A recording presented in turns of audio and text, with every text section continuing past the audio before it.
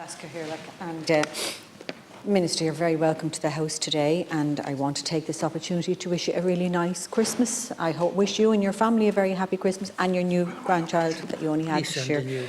So I know it's first Christmas is always a very special one. But I have to highlight a few issues, and I think, particularly now, Minister, now more than ever, I believe is the time to invest proactively and strategically in our public services. While the nominal increase in welfare payments will no doubt be welcome for those in receipt of these payments, I am of the view that we could see better value for money, and people living in Ireland would see greater return on public money if we prioritised large-scale investment in public services and social spending. The COVID-19 pandemic presents a really unique opportunity in this way, with the EU fiscal rules that has long acted as barriers to a large-scale public investment and social spending being suspended. And throughout the pandemic, the need for high-quality public services has been demonstrated. But we will not see the improvements we require in our public services with short-term budget-to-budget thinking and planning. So I would just implore and ask you, Minister, and the Government to make real investment in our public services in a strategic and ambitious way. And in respect of the nominal increases to social welfare and protection payments provided for by this bill, I do think we need to acknowledge the true value of these increases. A €5 increase in a welfare payment is not really worth €5 in the pocket of the person that receives the payment. Arbitrary increases to welfare payments like this don't take full account of the impact of inflation, for example. The Parliamentary Budget Office, for example, has reported that the increase of €5 to the contributory state pension actually equates to a decrease of 0.5% in real terms from next year, based on inflation forecasts of 2.5%.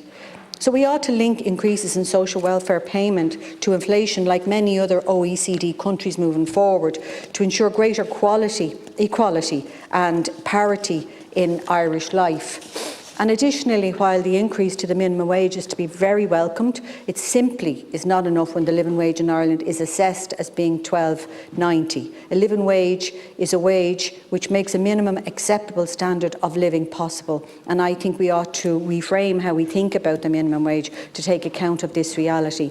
And we also need to take into account the reality that in the majority of cases, those in receipt of welfare payments and those on a minimum wage are more likely to live in rented accommodation, for example. We know that renters spend a far greater proportion of their income on their accommodation than owner-occupiers, and I am of the view that nominal increases to welfare and social protection payments fail to acknowledge this. And rent, as we all know, is extremely high at the moment, which I think inhibits renters' ability to save, to invest and to accumulate wealth. And all this ultimately ensures is that the disparity between the rate of return on capital and the rate of growth in the economy as a whole will continue to increase, which will see inequality become more and more pronounced in Irish society, which is a huge worry. And lastly, I want to mention, I didn't think I had so much time, so it's really great that I can talk about this now, Minister, and it really is around the PUP. And I do want to say thank you to you and your staff for the way you've handled this situation, particularly with regard to the music and entertainment industry.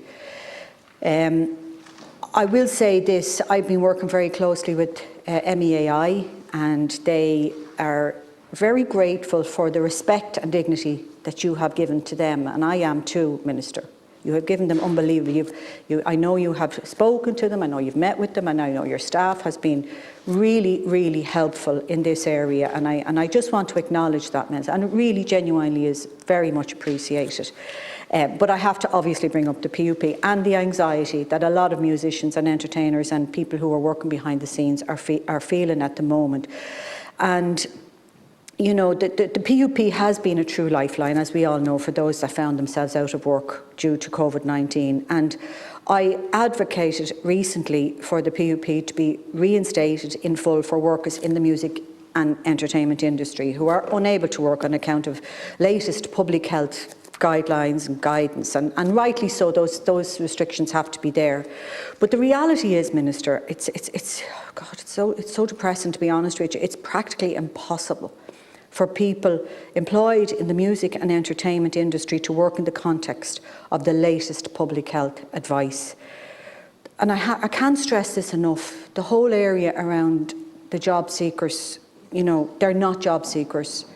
They have a job and they're highly qualified in the job that they're in, and they love the job, and they spent years and years and years working at that job, more so than any person going to college. Some of these musicians are internationally world-renowned, brilliant musicians. But they have the job, but they're simply unable to do it due to public health restrictions and obviously the public health messaging. So the PUP will continue to be a vital lifeline for people who are employed in the music and entertainment industries for the foreseeable future.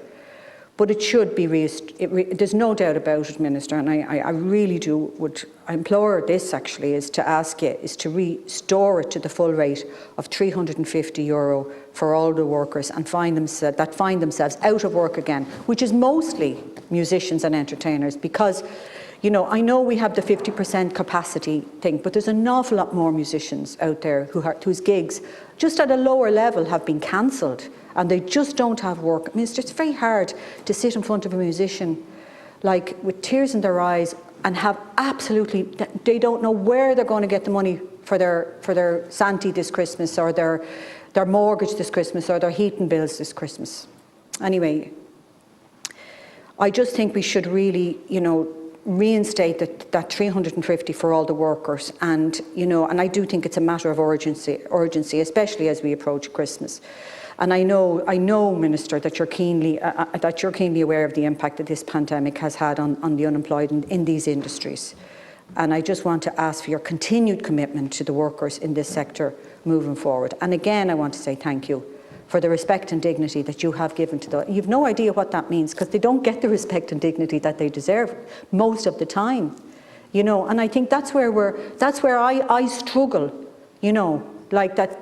In here, they're not getting heard. You're probably the only department that has really listened to them, and I just want to thank you again for that. So, Gurma, and I do wish you a very happy Christmas, and I do want to say thank you to all your staff as well. They are doing a phenomenal job, and they really are on the ball. Anytime a phone call comes through, they're there, and they always have the answers to the questions. Gurma Mahag. Senator Lisa